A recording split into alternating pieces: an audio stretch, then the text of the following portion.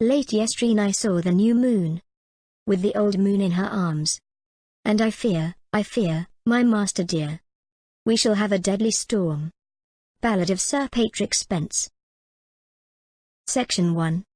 Well, if the bard was weatherwise, who made the grand old ballad of Sir Patrick Spence, this night, so tranquil now, will not go hence, unroused by winds that ply a busier trade than those which mould yon cloud in lazy flakes, or the dull sobbing draught that moans and rakes upon the strings of this Aeolian lute, which better far were mute.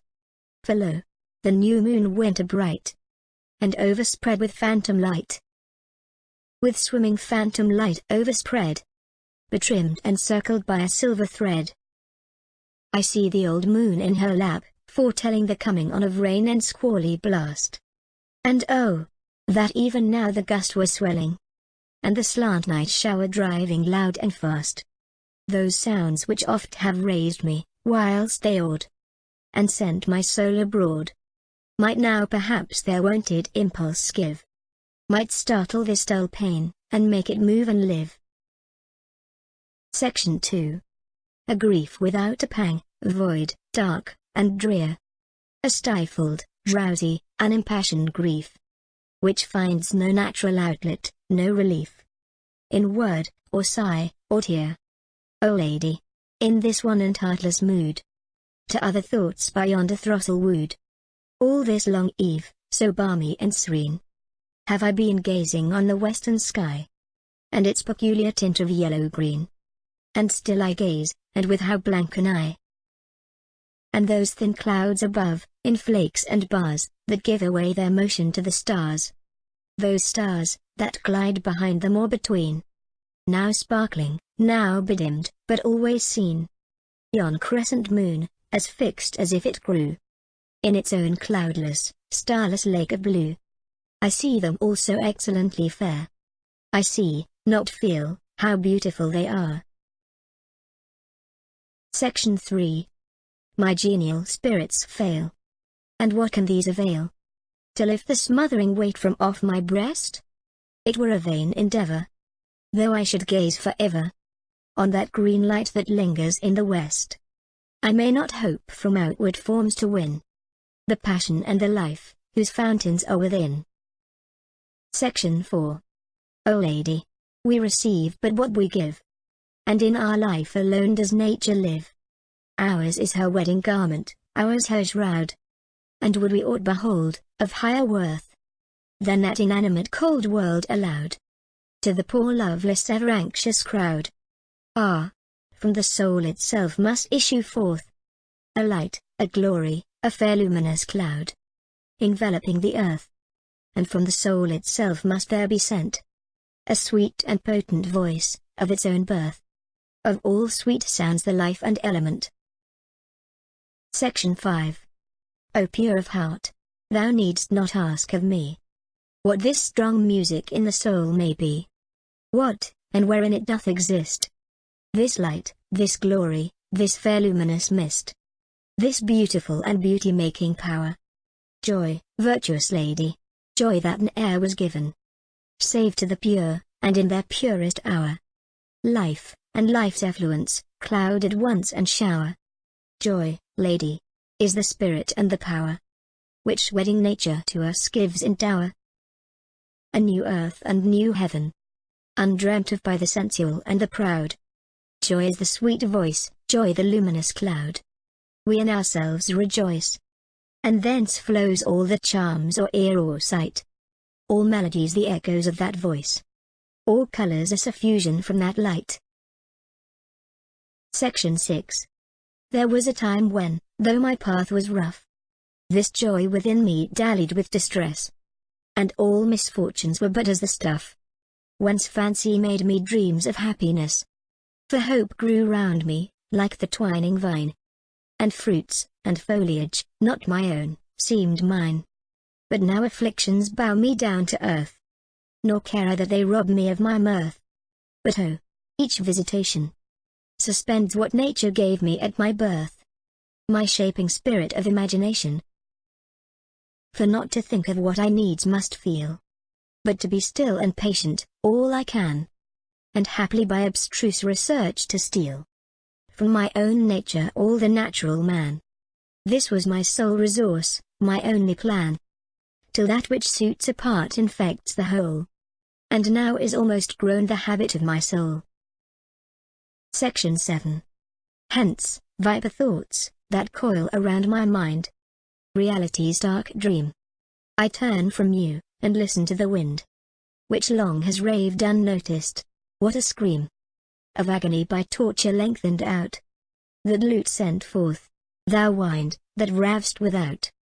Bare crag, or mountain tarn, or blasted tree, or pine grove with the woodman never clomb, or lonely house, long held the witch's home, methinks were fitter instruments for thee, mad lutanist, who in this month of showers, of dark brown gardens, and of peeping flowers, makes devil's yule, with worse than wintry song, the blossoms, buds, and timorous leaves among. Thou actor, perfect in all tragic sounds, thou mighty poet, e'en to frenzy bold, what tell'st thou now about? 'Tis of the rushing of an host in rout, with groans, of trampled men, with smarting wounds. At once they groan with pain, and shudder with the cold. But hush! There is a pause of deepest silence, and all that noise, as of a rushing crowd. With groans, and tremulous shudderings, all is over. It tells another tale, with sounds less deep and loud. A tale of less affright, and tempered with delight, as Otway's self had framed the tender lay. 'Tis of a little child, upon a lonesome wild, nor far from home, but she hath lost her way, and now moans low in bitter relief and fear, and now screams loud, and hopes to make her mother hear.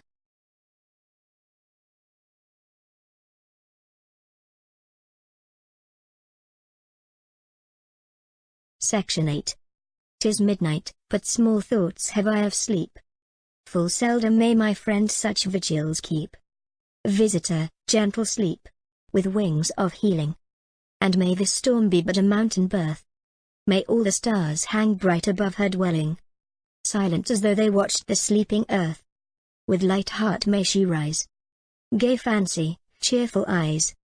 Joy lift her spirit, joy attune her voice. To her may all things live, from pole to pole, their life the eddying of her living soul. O simple spirit, guided from above, dear lady. विश्लेषण। Coleridge की अधिक व्यक्तिगत और आत्मकथा कविताओं में से एक, डिजेक्शन मूल रूप से सारा हचिंसन के लिए एक कविता पत्र था, एक औरत जिसके साथ कोलरिज प्यार में सख्त था। हचिंसन का सीधे उल्लेख नहीं किया गया है, हालांकि शायद क्योंकि कविता के प्रकाशन के समय कोलरिज, दुखी, सारा फ्रिकस से शादी की थी। कोलरिज को वर्डवर्थ के ओडे, अमरता की इंटिमेशंस के उद्घाटन लाइनों को सुनने पर इसे लिखने के लिए प्रेरित किया गया था। अपनी कविता में कोलरिज प्यार में मोहभंग के वर्डसवर्थ के विषयों और कल्पनाशील शक्तियों के नुकसान को गूंज करता है। डिजेक्शन, अ डे रोड में कोलरिज भी काव्य परंपराओं को फिर से बदल देता है। उनका उद्घाटन उद्धरण सर पैट्रिक स्पेंस के गीत से है, फिर भी उनकी कविता को एक स्तोत्र का शीर्षक दिया गया है। प्रकृति की शक्ति का मूल भाव, जो कोलरिज के काम के बहुत भर में चलाता है, में एक प्रमुख विषय है डिजेक्शन। भाग 1।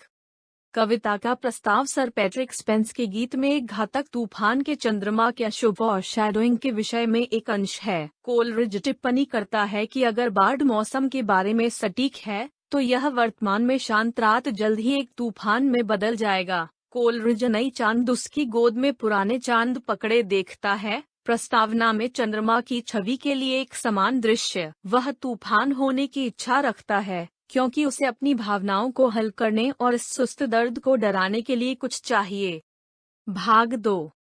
लेडी के कोलेरिज के आमंत्रण से पता चलता है कि उसका दर्द एक टूटे हुए दिल का परिणाम है और संकेत है कि यह कविता इस महिला, जो सारा हचिंसन का प्रतिनिधित्व करती है, के साथ बातचीत है। अपने दुख में कोलरिज का कहना है कि वह अंतहीन आसमान और सितारों पर देख रहा है। उनका दावा है कि वह उदासी से इतना अभिभूत है कि वह केवल देख सकता है और अब प्रकृति की सुंदरता को महसूस या आंतरिक नहीं कर सकता है।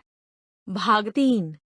कोलरिज संदेह है कि कुछ भी मेरे स्तन से दूर स्मूथरिंग वजन उठा सकते हैं। वह मानते हैं कि आसमान की सुंदरता पर नजर रखना उसके दर्द को कम करने के लिए एक व्यर्थ प्रयास है। उन्हें पता चलता है कि बाहरी रूप उसे अपने आंतरिक दर्द से राहत नहीं देंगे और केवल उसके पास अपनी भावनात्मक स्थिति को बदलने की शक्ति है। भाग 4। कोलरिज एक बार फिर से अपने लेडी को संबोधित करता है, उसे बता रहा है कि हालांकि कुछ चीजें जीवन में अपरिहार्य हैं और प्रकृति द्वारा नियंत्रित हैं, एक व्यक्ति को अभी भी अपनी खुशी बनाने में एक सक्रिय एजेंट होना चाहिए। भाग 5। कोलरिज उसकी लेडी को जॉय की भावना की विशेषताओं का वर्णन करता है। वह जॉय की शक्तियों का विस्तार करता है, जो सुंदरता पैदा कर सकता है और साथ ही नई धरती और नया स्वर्ग बना सकता है। भाग 6। कोलरिज एक समय पर प्रतिबिंबित करता है जब खुशी अपने संकट को उछल करने में सक्षम था। उस समय के दौरान वह आशा का लाभ लेने में सक्षम था कि अपने ही आंतरिक आशा नहीं थी कि उसे प्रकृति में घेर लिया।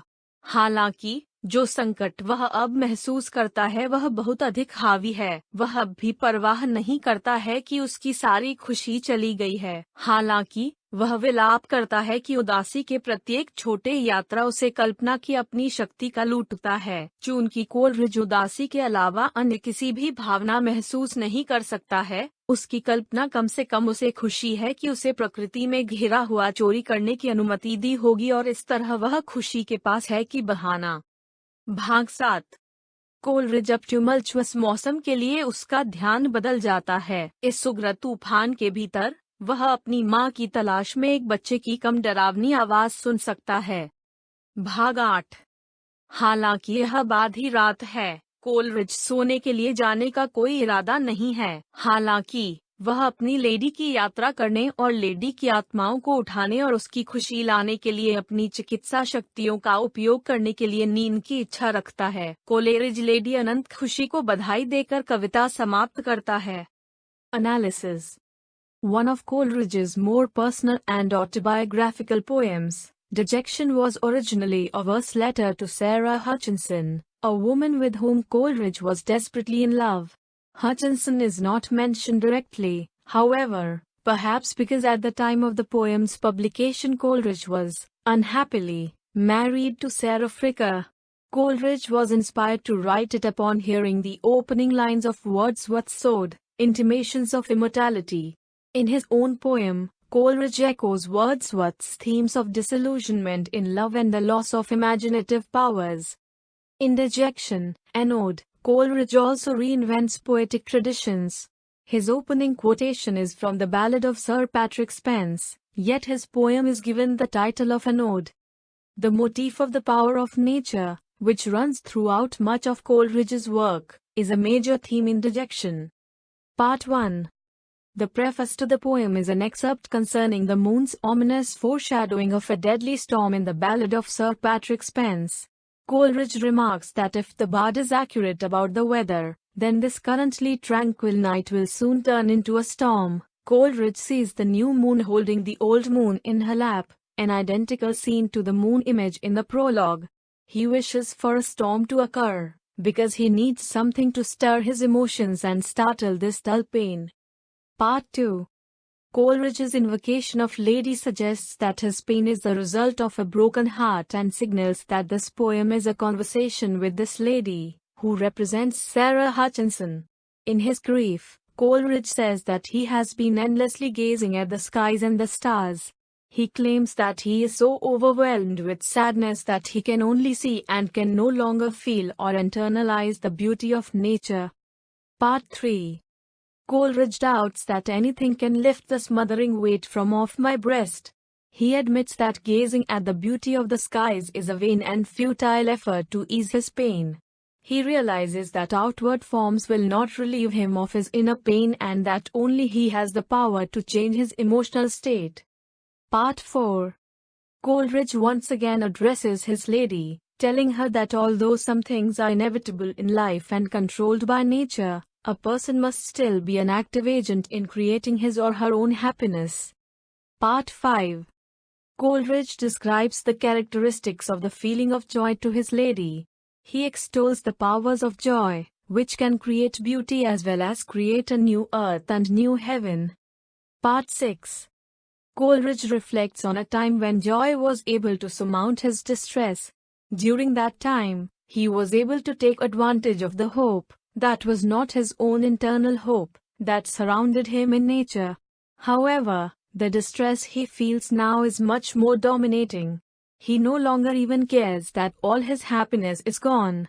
However, he does lament how each small visitation of sadness robs him of his power of imagination. Since Coleridge cannot feel any emotion other than sadness, his imagination would have at least allowed him to steal the happiness that surrounded him in nature and thus pretend that he possesses joy. Part 7. Coleridge now turns his attention to the tumultuous weather. Within this raging storm, he is able to hear the less frightful sounds of a child looking for her mother. Part 8. Although it is now midnight, Coleridge has no intention of going to sleep. However, he wishes for sleep to visit his lady and to use its healing powers to lift the lady's spirits and bring her joy. Coleridge concludes the poem by wishing the lady eternal joy.